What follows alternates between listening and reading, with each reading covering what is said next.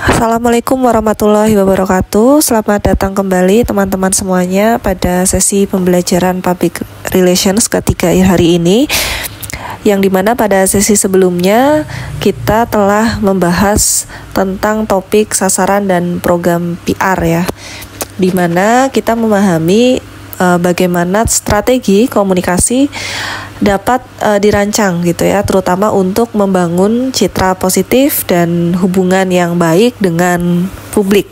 Publiknya siapa? Publiknya itu adalah publik internal dan eksternal. Nah, dalam menjalankan strategi tersebut ada satu aspek yang tidak boleh diabaikan ya teman-teman semuanya, yaitu etika dalam public relations, etika PR. Kenapa etika begitu penting dalam profesi PR? Jadi PR ini bukan hanya tentang membangun citra ya, tapi juga tentang kepercayaan. Setiap komunikasi yang kita sampaikan, interaksi yang kita lakukan harus didasarkan pada prinsip-prinsip etis gitu, agar hal ini juga nanti akan mempengaruhi kredibilitas dan reputasi organisasi ya pada suatu perusahaan untuk tetap terjaga.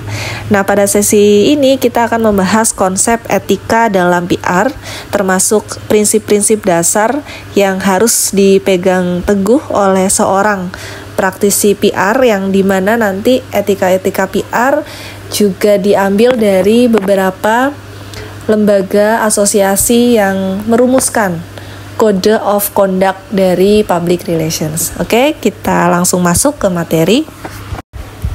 Di dalam dunia PR ya, teman-teman semuanya, etika ini menjadi satu fondasi utama gitu untuk menjalankan tugas kita sebagai seorang komunikator profesional ya.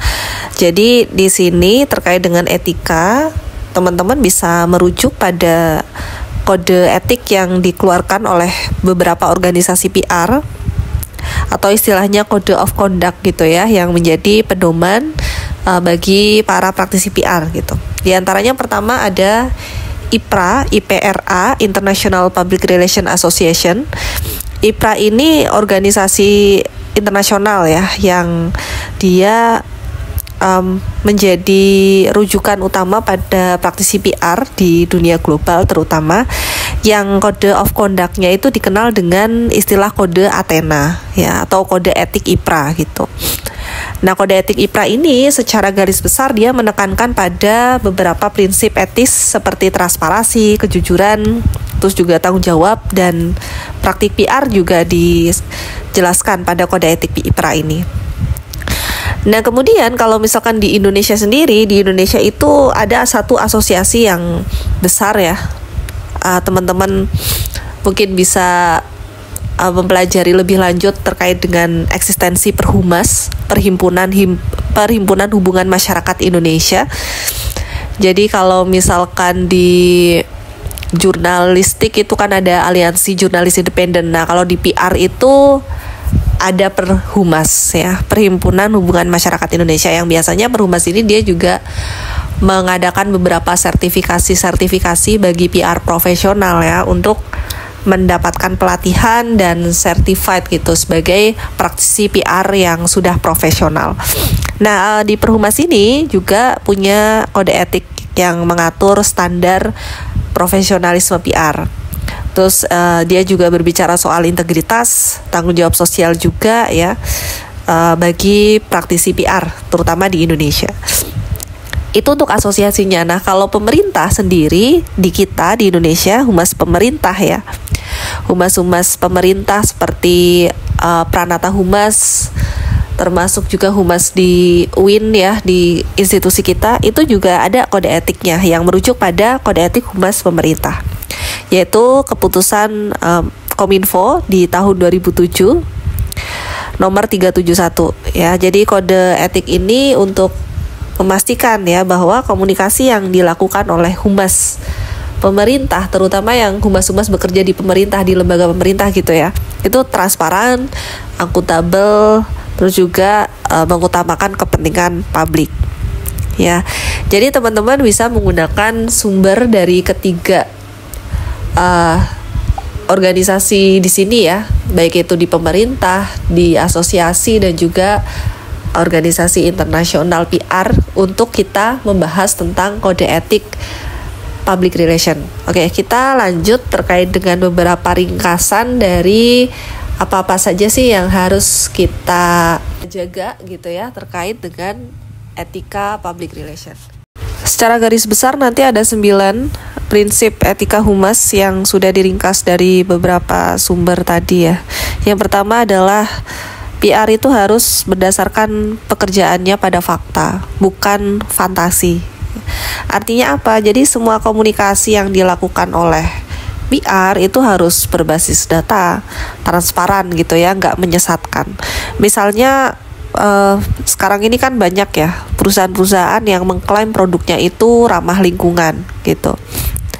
Nah, maka klaim ramah lingkungan ini juga harus bisa gitu dibuktikan, misalkan dengan adanya sertifikasi, terus juga riset yang valid gitu ya. Jika ternyata hanya strategi pemasaran aja tanpa ada dasar yang kuat, cuma iklan yang overclaim kadang ya, maka ini juga bisa dianggap sebagai praktik yang melanggar etika PR gitu. Itu yang pertama. Jadi harus transparan gitu ya, berbasis fakta, bukan fantasi. Karena ini nanti akan jangka panjang. Sekalinya kita berbohong overclaim ya dengan stakeholder kita atau target sasaran kita nanti, ya mungkin akan percaya dalam waktu yang pendek gitu. Cuma kalau dalam waktu yang panjang itu yang nantinya akan fatal gitu ya, akan berdampak buruk ke perusahaan kita, termasuk reputasinya juga. Kemudian yang kedua, karena PR ini adalah public relation ya, menjaga hubungan dengan publik ya, sudah seharusnya PR ini harusnya berorientasi pada kepentingan umum atau kepentingan publik itu, bukan kepentingan pribadi. Jadi seorang PR itu sejatinya harus memahami gitu ya, bahwa perannya itu bukan hanya sekedar membangun citra yang baik untuk perusahaan atau individu yang diwakilinya, tapi juga memastikan bahwa komunikasi yang dilakukan itu juga memiliki kebermanfaatan untuk publik, terutama masyarakat. Ya, contohnya misalkan pada saat pandemi kemarin ya, situasi krisis itu kan seorang PR misalkan di perusahaan kesehatan gitu ya, harusnya kan memastikan ya bahwa informasi terkait vaksin ini yang disampaikan ke publik itu bersifat edukatif. Jadi tidak kemudian menimbulkan kepanikan atau kesalahpahaman. Ya, atau hal-hal yang berkenaan dengan kebijakan pemerintah gitu kan. Sudah harusnya pemerintah menginformasikan bahwa kedepannya kebijakan tersebut memiliki orientasi untuk kepentingan publik gitu ya, tidak semata-mata hanya untuk kepentingan pribadi saja gitu. Kemudian yang ketiga, PR itu berupaya mencari dukungan dari pihak luar, target audiens ya, agar program tercapai dengan baik, dengan sukses. Jadi PR itu nggak bekerja sendirian ya, tapi harus ada kolaborasi dengan berbagai pihak, termasuk juga ada hubungan dengan media massa ya, media pers, komunitas, atau mungkin organisasi lembaga yang lain. Contohnya misalkan campaign gitu, kita berbicara soal kampanye ya, dalam menyebarkan informasi untuk membentuk suatu sikap dan perilaku.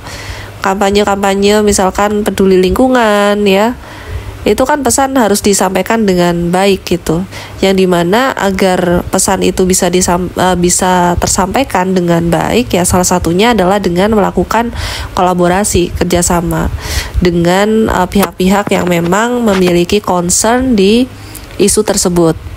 Katakanlah tadi ya, isu peduli lingkungan, berarti kita harus menjalin kolaborasi dengan pihak luar, entah itu organisasi lingkungan, influencer, media pers ya, untuk memastikan kegiatan kampanye itu bisa diterima oleh masyarakat.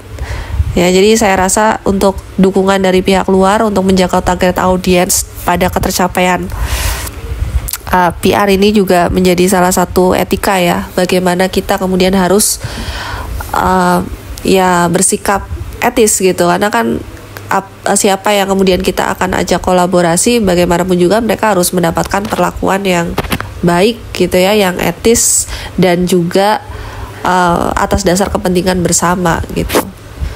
Kemudian yang keempat adalah PR harus memiliki hubungan yang kuat ya dengan media gitu. Dalam cara kerjanya sehari-hari, PR tidak lepas dari penggunaan media. Jadi PR harus punya jalinan media relation yang kuat juga. Media di sini adalah media pers ya. Jadi di era digital sekarang itu kan media punya peran penting untuk menyebarkan informasinya. Jadi PR itu harus membangun hubungan baik dengan pihak-pihak di media pers. Contohnya dengan jurnalis gitu kan, atau dengan bagian redaksional gitu, agar pesan yang disampaikan ini tersiarkan, tidak salah diartikan gitu. Kan kita butuh nih wartawan ya, PR itu biasanya banyak relasinya, termasuk dengan wartawan itu juga cukup baik gitu ya. Untuk apa ya? Untuk membantu menyebarkan informasi-informasi atau mungkin membantu dalam penanganan krisis ya. Nah, contohnya misalkan ketika perusahaan itu mengalami isu negatif, itu PR kan harus segera menghubungi media ya, paling tidak untuk memberikan ruang klarifikasi untuk jujur, akurasi ya, dan ya sebagai keterbukaan informasi, sehingga reputasi perusahaan itu juga akan tetap terjaga dengan baik, seperti itu ya. Prinsip etika lainnya adalah yang kelima, PR mempunyai fungsi sebagai mediator ya antara perusahaan dan publik. Jadi harus punya kemampuan komunikasi yang baik, yang prima tuh. Nah, jadi seorang PR ini harusnya mampu ya untuk menyampaikan pesan perusahaan secara clear, secara jelas gitu kan, dalam memahami kepentingan publik ya. Jadi komunikasinya itu nanti bisa berjalan secara efektif. Nah, contohnya misalkan ketika ada keluhan pelanggan gitu ya pada produk yang kita komunikasikan gitu. Nah, PR ini harus punya penyampaian permintaan maaf yang baik gitu kan, sekaligus juga memberikan solusi gitu yang ditawarkan oleh perusahaan. Misalkan biasanya kita memanfaatkan satu agenda ya, misalkan melalui konferensi pers atau mungkin pernyataan-pernyataan resmi yang bisa kita bisa kita publis gitu di beberapa media gitu kan, baik itu media pers, media yang punya kita sendiri di website, atau mungkin media sosial itu juga kan bisa kita gunakan. Nah, nanti saya akan berikan contoh ya terkait dengan peran ya komunikasi PR ini seharusnya seperti apa gitu dalam menjalankan perannya sebagai mediator antara perusahaan dan publik. Kemudian yang keenam adalah PR harus memiliki komunikasi dua arah, two-way communication ya. Jadi bertanggung jawab sebagai komunikator yang baik dan mendasarkan strategi pada pendapat dari audiens. Jadi di sini sebetulnya audiens itu sebaiknya dianggap sebagai pihak yang aktif ya, yang harus dirangkul, diajak komunikasi. Jadi kita tidak hanya sekedar memberikan informasi secara sepihak gitu ya, tanpa melibatkan respon gitu dari audiens. Makanya seringkali kan ada beberapa kotak suara gitu ya, kemudian survei-survei yang memberikan kesempatan gitu audiens untuk bisa berkomunikasi kepada kita gitu ya. Kemudian ketujuh itu ada prinsip yang lain, yaitu PR harus mampu menjelaskan ya isu yang bisa menjadi masalah sebelum berkembang menjadi krisis gitu. Jadi teman-teman di dalam praktik public relation seringkali kita juga akan menemui krisis ya, menemui masalah gitu.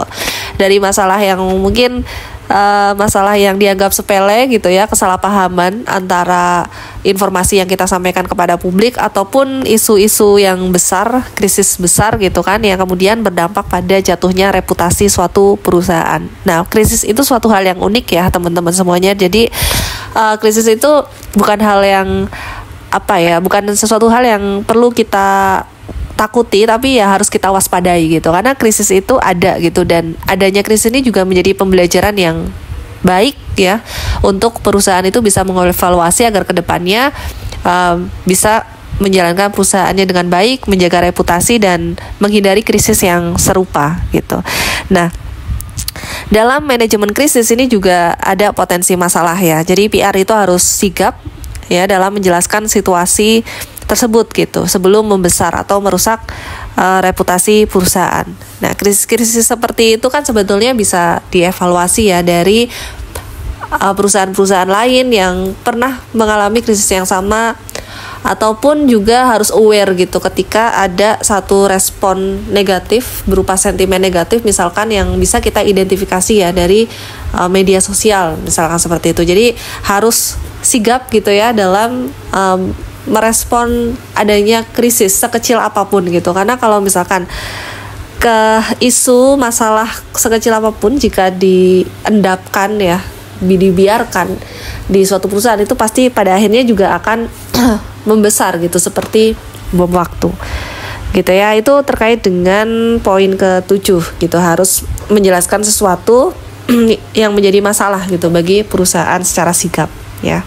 Kemudian ke-8 adalah profesionalisme PR itu diukur dari cara kerjanya. Jadi seorang PR yang profesional itu dinilai dari bagaimana dia menangani isu, membangun komunikasi gitu ya, dan tentu saja menjaga citra perusahaan dengan etika yang tinggi gitu. Contohnya misalkan seorang PR yang bekerja di perusahaan ya, suatu perusahaan apapun itu kan harus memastikan bahwa apa yang dikerjakan itu sesuai dengan SOP, standar operasional perusahaannya gitu. Ya kalau misalkan dia tidak memahami SOP-nya ya tentu saja ya ini akan berdampak pada hasil dari kinerja dia gitu. Makanya kenapa setiap di awal ada karyawan baru ya pasti ada sesi onboarding gitu. Jadi benar-benar harus diberikan informasi awal ya, mensosialisasikan terkait dengan nilai-nilai perusahaan, nilai budaya perusahaan, dan visi misi perusahaan, dan termasuk SOP perusahaan itu seperti apa. Sehingga dengan demikian ketika nantinya bekerja di lapangan ya seluruh manajemen ya termasuk karyawan itu bisa menjalankan sesuai dengan apa yang diharapkan dan apa yang sudah dibangun oleh perusahaan tersebut. Makanya minggu kemarin kan sudah saya jelaskan ya bahwa pada hakikatnya semua program kerja public relation itu akan kembali lagi kepada visi misi tujuan awal gitu, dibangunnya suatu organisasi atau perusahaan tersebut. Nah, hal ini untuk menjaga profesionalisme dari kita sebagai seorang praktisi PR gitu, dan pada akhirnya profesionalisme itu juga akan diukur gitu ya. Apakah kemudian kinerja kita ini akan mencapai target performance gitu kan. Ada istilahnya key performance indicator atau KPI yang dimana isi-isinya itu ya adalah ketercapaian kita gitu dalam memahami budaya perusahaan itu sendiri dan juga standar operasional perusahaan agar tidak lupa gitu ya. Kadang kalau misalkan tidak ada evaluasi terkait dengan SOP pasti kita akan lupa, dan pada akhirnya ya kita mengerjakan pekerjaan sesuai dengan keyakinan kita masing-masing gitu ya, padahal kan harusnya sesuai dengan apa yang memang sudah diyakini secara organisasi gitu di perusahaan. Oke, itu ya jadi ke-8 prinsip etika humas yang harus kita jaga. Jadi sebetulnya dari ke-8 ini memuat beberapa poin yang ada di Code of Conduct beberapa lembaga atau asosiasi yang di awal tadi sudah saya sampaikan, meliputi ada transparansi, profesionalitas, kemudian juga tanggung jawab sosial gitu kan, dan yang pasti juga akuntabel gitu. Ya ini berkaitan dengan pertanggungjawaban kita gitu ya, sesuai dengan apa yang memang sudah ditetapkan oleh perusahaan dan mengacu pada kepentingan publik gitu, baik itu publik internal maupun publik eksternal. Sehingga dengan demikian ketika kita sudah berhasil untuk menjaga etika ini dengan baik, maka harapannya ya bisa mempertahankan reputasi yang sudah kita bangun ya, sehingga apa yang diopinikan oleh publik itu juga sesuai dengan apa yang kita tampilkan gitu kepada publik. Dilihat dari cara kinerja kita, profesionalisme kita, transparansi informasi yang kita berikan, dan cara kita dalam menghadapi suatu krisis, itu pasti akan menciptakan opini publik, yang dimana opini publik ini secara utuh itu akan menciptakan suatu image gitu ya, yang kemudian itu merujuk pada reputasi perusahaan kita. Oke. Nanti kita akan berbicara soal reputasi dan citra ya teman-teman semuanya. Ini sebagai gambaran saja dulu bahwa sebelum kita melakukan suatu program ya, sebelum kita kemudian berkomunikasi dengan dengan publik ya sudah seharusnya ya kita memahami dulu gitu dan melekatkan etika ini pada diri kita sebagai seorang praktisi PR ya. Oke, kita lanjut. Dari beberapa summary yang tadi sudah kita bahas terkait dengan prinsip etis public relations atau humas. Nah, lalu apa yang kemudian kita harus miliki ya secara kemampuan agar prinsip-prinsip tersebut itu bisa diwujudkan dengan baik gitu. Nah, di sini akan saya jelaskan terkait dengan kemampuan etis yang harus dimiliki oleh seorang PR dalam tujuannya untuk mewujudkan prinsip kode etik ya, prinsip etis dari seorang praktisi public relations. Yang pertama, kita berbicara soal kesadaran etis. Jadi PR itu harus memiliki kesadaran etis ya, dengan mengutamakan kepentingan profesi, kepentingan publik ya. Jadi bukan kemudian kita mengupayakan kepentingan pribadi gitu atau kelompok tertentu. Nah, ini berarti seorang PR harus punya sikap yang objektif gitu ya dan punya tanggung jawab dalam setiap komunikasinya gitu. Misalkan ketika kita mengadakan suatu event atau kegiatan, jika memang tujuannya adalah itu untuk tujuan sosial gitu ya, kampanye sosial misalkan, itu kan adalah kampanye yang memang ditujukan untuk masyarakat gitu kan, untuk kepentingan masyarakat. Jangan kemudian tiba-tiba di tengah-tengah agenda dari event tersebut kita menyisipkan ada kepentingan lain, apalagi kepentingan politik ya. Kan ada saja ya, maksudnya event-event yang di awal itu sudah berbicara soal event charity gitu misalkan ya, event social funding gitu untuk mencari dana-dana sosial gitu kan, atau membagikan bantuan sosial gitu untuk masyarakat gitu kan, tujuannya positif gitu. Tapi kok tiba-tiba di tengah-tengah ada agenda sambutan dari tokoh atau mungkin tokoh politik gitu ya yang sedang nyalon gitu, anggota dewan misalkan. Nah, ini kan kurang etis gitu kan, tidak sesuai dengan tujuan awal kita gitu, yang sebenarnya event itu diadakan untuk tujuan kepentingan masyarakat atau sosial. Nah, biasanya kan event-event seperti itu diselenggarakannya oleh komunitas-komunitas yang memang berbasis untuk tujuan sosial ya, kebaikan gitu. Jadi tidak ada niat untuk mengkomersialisasikan suatu kegiatan gitu. Kecuali kalau misalkan memang suatu agenda atau event itu diselenggarakan oleh perusahaan yang berorientasi pada tujuan komersil untuk penjualan gitu kan, untuk peningkatan penjualan produk. Nah, itu beda lagi ya. Jadi kegiatannya ya biasanya akan ada penyisipan untuk penjualan produk tertentu gitu. Jadi ya balik lagi nih, tergantung apa tujuannya dan siapa penyelenggaranya gitu. Jadi kalau misalkan teman-teman melihat gitu ya, ada suatu perusahaan yang memang dia itu jualan produk terus tiba-tiba mengadakan event sosial, ya itu adalah bagian program dia untuk bisa mendekatkan diri gitu kepada masyarakat gitu. Ya, jadi banyak program yang bisa dilakukan dan balik lagi kepada visi misi perusahaan itu tuh tujuannya untuk apa. Tapi kalau misalkan visi misinya itu adalah pure untuk kegiatan sosial yang biasanya ini berbasis komunitas ya sangat tidak etis ya kalau misalkan dia tiba-tiba mengadakan kegiatan yang melibatkan kepentingan-kepentingan lain gitu. Misalkan kepentingan bisnis atau mungkin bahkan kepentingan politik. Gitu ya, itu terkait dengan kesadaran etis.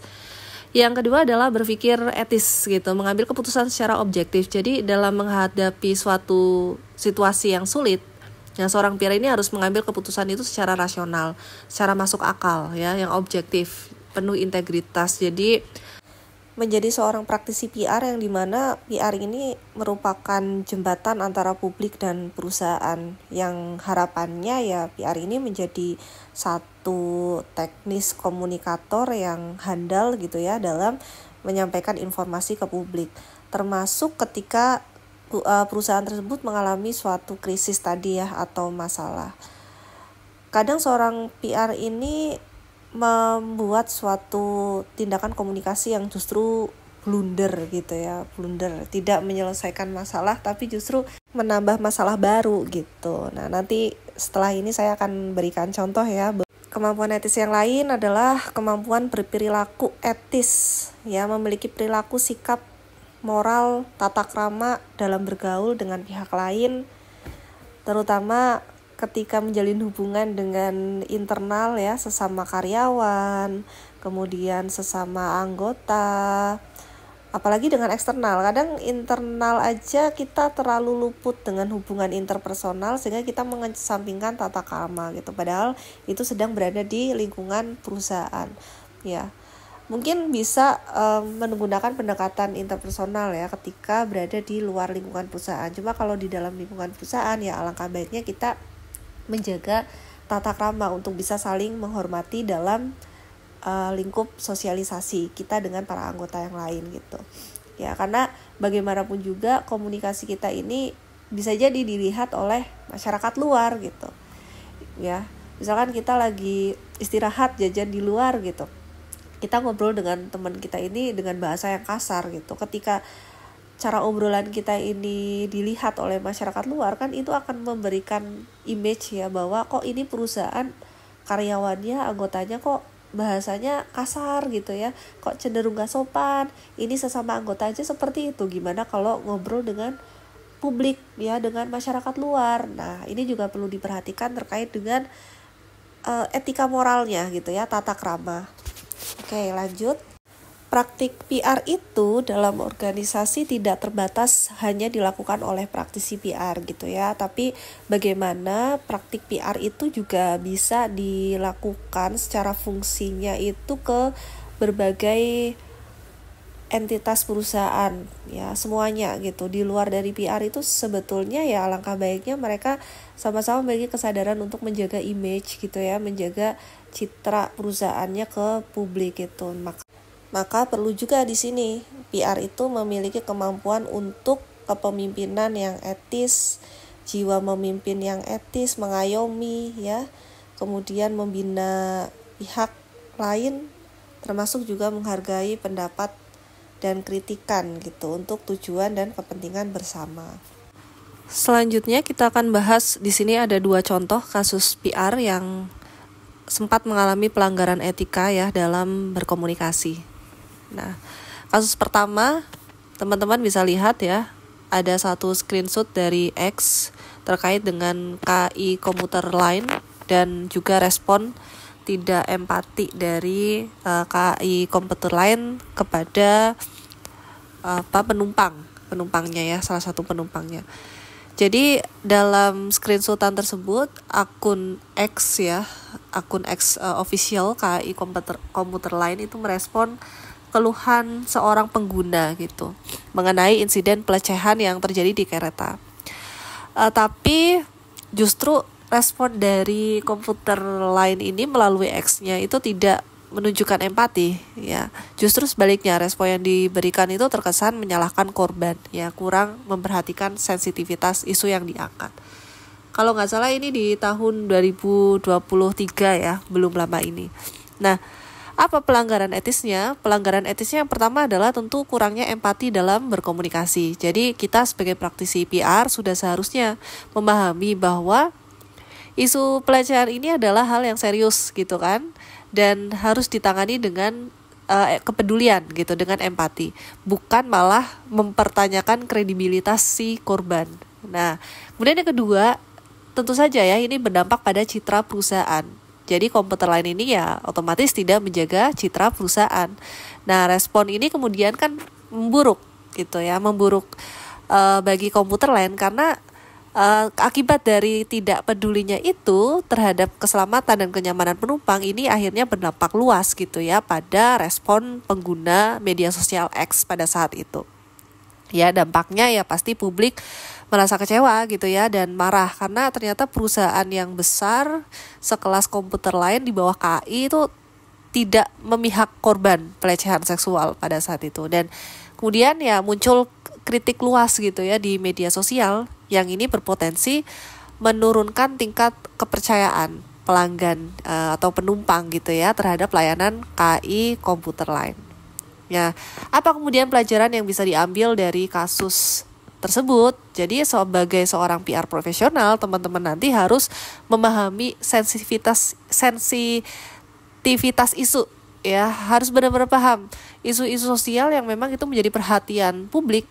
Salah satunya adalah tentang pelecehan seksual gitu kan, dan ya isu-isu lain yang itu menjadi sensitif gitu ya ketika pihak perusahaan itu tidak berempati terhadap isu tersebut ya. Kemudian ketika melakukan respon di media sosial ya harus memperhatikan kata-kata yang bijak gitu ya, mengutamakan empati, kemanusiaan, dan juga komunikasi publik yang baik gitu. Dan kemudian kasus yang kedua di sebelahnya itu ada surat keberatan Eger gitu ya, surat cinta gitu dari Eger, tapi isinya surat keberatan gitu ya kepada salah satu konten kreator. Ini kasusnya juga tahun 2021-an deh kalau nggak salah ya. Jadi Eger gitu ya sebagai brand lokal outdoor yang mungkin teman-teman tahu lah ya, cukup ternama gitu. Jadi perusahaan ini mengirimkan surat keberatan kepada konten kreator yang kebetulan pada saat itu konten kreatornya membuat satu review produk kacamata yang dia beli sendiri gitu ya. Dia beli sendiri, pakai uang sendiri gitu kan. Dia review, dia upload di YouTube pada saat itu. Dan malah si Eger ini menganggap kualitas video yang dibuat oleh konten kreator itu tidak sesuai dengan standar mereka gitu. Nah ini kan aneh ya.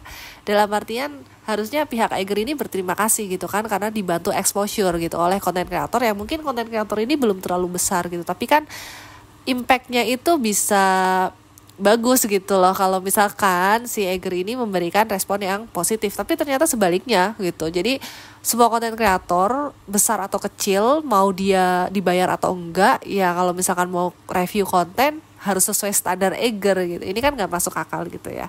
Nah apa pelanggaran etisnya? Pelanggaran etisnya pertama, jadi si Eger ini seolah melanggar prinsip kebebasan berpendapat gitu ya, kebebasan publik untuk berpendapat. Jadi PR itu harus memahami ya bahwa konsumen dan konten kreator itu memiliki hak gitu loh untuk mengulas produknya secara objektif gitu ya, bukan malah kita membatasi. Kemudian yang kedua adalah membuat kesalahan komunikasi yang kemudian ini otomatis berpotensi merusak citra merek ya, merek Eger itu sendiri. Nah alih-alih mau mendukung komunitas pengguna produknya, Eger ini malah terlihat membatasi kritik gitu yang sebenarnya bisa menjadi masukan yang berharga gitu kan bagi Eger. Nah ini kan merusak image ya. Jadi seolah-olah Eger ini terlalu idealis gitu kan, menganggap bahwa ya semua konten kreator harus mengikuti apa mau dia. Nah ini kan tidak masuk akal ya, akan merusak citra publik pada akhirnya. Dan dampaknya tentu ya sama ya seperti komputer lain sebelumnya, ada gelombang protes, netizen protes menganggap bahwa Eger ini gak menghargai kebebasan berpendapat gitu kan. Terus juga ya perusahaan akhirnya harus meminta maaf mau gak mau dan sampai melibatkan manajemen top level, foundernya gitu ya atau CEO-nya untuk memperbaiki image mereka. Jadi ya walaupun mungkin ini menjadi satu kesalahan dari salah satu officer gitu ya, salah satu pegawai PR mungkin ya, tapi pada akhirnya ya semuanya kena gitu, semua manajemen kena, sampai ke top levelnya juga harus turun tangan untuk memberikan klarifikasi. Nah apa yang pelajaran yang bisa diambil dari kasus Eger ini? Jadi seorang PR itu harus mampu ya mengelola kritik secara profesional gitu, dan juga harusnya ini menjadikan peluang gitu kan untuk meningkatkan brand mereka, bukan malah membatasi atau melarang opini publik gitu ya. Contoh lain juga di sini ada 2 kasus ya yang sempat viral. Yang pertama adalah PHK massal Si Cepat, dan yang kedua adalah perselisihan karyawan Es Teh Indonesia dengan pelanggan ya. Nah kasus pertama PHK massal Si Cepat ya, dan ini kaitannya dengan krisis kepercayaan publik juga. Jadi kasus pertama ini dari ekspedisi Si Cepat, mungkin teman-teman menjadi salah satu pelanggannya ya, sempat viral karena sempat melakukan PHK massal kepada karyawannya, yang dimana dalam screenshotan berita ini terlihat bahwa perusahaan mencoba untuk memberikan klarifikasi gitu ya melalui surat terbuka kepada publik. Nah apa kemudian pelanggaran etisnya? Yang pertama adalah berdasarkan pada apa yang teman-teman baca ya di pemberitaan ini, bahwa Si Cepat ini kurang transparansi dalam melakukan komunikasi. Jadi keputusan PHK massal ini tanpa komunikasi yang jelas gitu ya kepada karyawan dan publiknya, yang kemudian menciptakan kesan bahwa perusahaan itu nggak memiliki tanggung jawab. Terus yang kedua adalah tidak adanya pendekatan humanis gitu. Jadi PHK di si cepat ini kan dilakukan pada pegawainya ya dalam jumlah besar gitu. Yang dimana PHK itu selalu menjadi isu yang sensitif gitu kan di masyarakat sekarang ini. Nah, tanpa strategi komunikasi yang baik, tanpa strategi komunikasi yang tepat juga, maka perusahaan itu bisa dianggap lalai gitu ya, tidak peduli, terutama terhadap kesejahteraan karyawannya. Nah, dampaknya apa ya? Dampaknya ini tentu lagi-lagi ya ke reputasi perusahaan, terus juga kepercayaan kepada brand tersebut juga akan menurun. Bisa dilihat gitu ya reaksi negatif, entah itu dari publik, dari masyarakat, dan juga termasuk dari internal mantan karyawannya itu merasa diperlakukan tidak adil gitu kan. Dan terus secara kepercayaan juga konsumen termasuk mitra bisnis itu juga bisa hilang kepercayaan gitu kan kepada perusahaan secepat ini karena dianggap lalai gitu dengan kesejahteraan dan juga tenaga kerjanya. Ya, apa kemudian pelajaran yang bisa diambil terkait dengan etika PR dalam kasus secepat ini? Jadi PR itu harus memastikan ya komunikasi itu terbuka, jelas dan juga berempati terutama pada isu-isu yang sensitif gitu agar publik itu memahami alasan kenapa kemudian melakukan keputusan tersebut gitu ya tanpa menimbulkan kemarahan. Karena ternyata secepat ini melakukan PHK itu dengan cara yang agak kurang fair ya, mengarahkan karyawannya itu untuk melakukan tanda tangan pengunduran diri yang nantinya akan diganti dengan karyawan outsource gitu. Nah, kemudian kasus yang kedua ini ada oknum karyawan ST Indonesia yang mungkin teman-teman sempat terekspos juga ya, ada adu mulut gitu dengan salah satu pelanggannya. Jadi ST Indonesia ini kan juga salah satu perusahaan juga ya yang cukup ternama gitu kan, dimana ada oknum seorang karyawan itu terlibat perselisihan ya dengan pelanggan dan ini viral di media sosial teman-teman. Dan manajemen akhirnya turun tangan ya untuk memberikan klarifikasi dan permintaan maaf karena memang kasus ini pada akhirnya viral ya karena ada yang rekam dan kemudian tersebar luas gitu ya di netizen di media sosial. Nah, apa pelanggaran etisnya? Ya jelas pelanggaran etisnya itu adalah pertama kurang adanya komunikasi yang dilakukan terutama kepada pihak internal perusahaan ya. Kurang kontrol internal gitu terhadap komunikasi karyawannya. Jadi PR perusahaan itu kan harusnya memastikan ya bahwa semua karyawan itu memahami pentingnya komunikasi yang baik gitu dengan pelanggan. Makanya sering ada pelatihan, ada onboarding gitu kan sebelum menjadi karyawan yang memang tetap bekerja pada suatu profesi tertentu. Yaitu tujuannya gitu ya untuk memastikan pengkomunikasian yang baik gitu nantinya antar karyawan dan juga pelanggan. Nah, ini internal communication-nya kurang. Kemudian yang kedua adalah responnya lambat gitu terhadap krisis reputasi. Jadi di media sosial terutama isu negatif itu lebih cepat dan mudah gitu ya menyebar. Jadi kalau misalkan terlambat sedikit saja itu bisa memperburuk situasi. Jadi kenapa waktu Eger itu kan kasusnya cukup lama ya. Jadi dia itu semingguan benar-benar tidak ada klarifikasi, tidak posting apapun di media sosial dan setelah itu mereka muncul langsung dengan melibatkan CEO-nya. Jadi Eger itu cukup lama gitu ya. Nah, termasuk ST ini juga lumayan responnya lambat gitu, tidak kemudian langsung memberikan klarifikasi.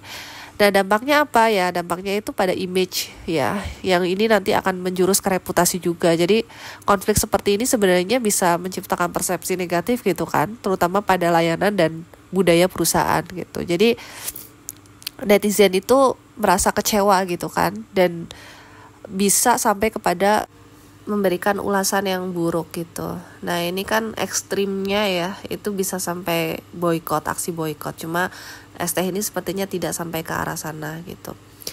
Nah, apa kesimpulannya? Jadi beberapa kasus tadi itu menunjukkan ya bahwa pelanggaran etika dalam PR ini ternyata berdampak besar pada kepercayaan publik gitu ya, terutama terhadap sebuah perusahaan. Dari transparansi, empati, respon yang cepat itu sangat dibutuhkan gitu dalam menjaga reputasi perusahaan ketika terjadi suatu masalah gitu ya di dalam perusahaan tersebut. Jadi sebagai PR profesional, teman-teman harus selalu pertama ya berkomunikasi secara jujur, transparan dalam situasi apapun, sesulit apapun ya.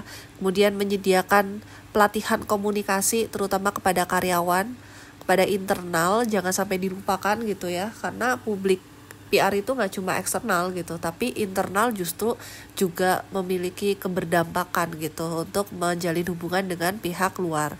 Jadi pelatihan komunikasi dengan karyawan itu juga penting untuk menghindari konflik-konflik semacam tadi ya, dengan pelanggan gitu kan, dengan masyarakat.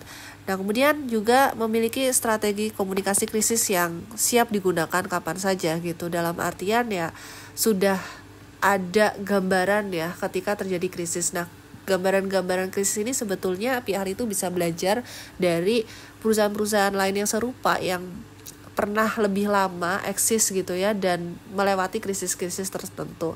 Belum lagi juga ada agensi-agensi PR gitu ya, yang dimana PR pun bisa mengambil pelajaran dari krisis yang pernah dialami oleh perusahaan-perusahaan melalui para agensi PR itu.